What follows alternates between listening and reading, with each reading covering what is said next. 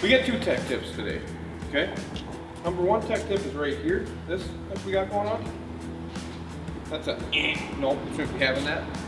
The reason we have that problem is caps are leaking. So we got fluid coming out, air going in the lines. And our next tech tip is not to have mice in your motor. And when you start it, it goes in up underneath the flywheel. It's really neat. I got some seeds down in here. There's some more pumpkin seeds, some sunflower seeds it looks like. Hey, look at this, guys. Hey, anybody else need some seeds? No. Wow, this is good.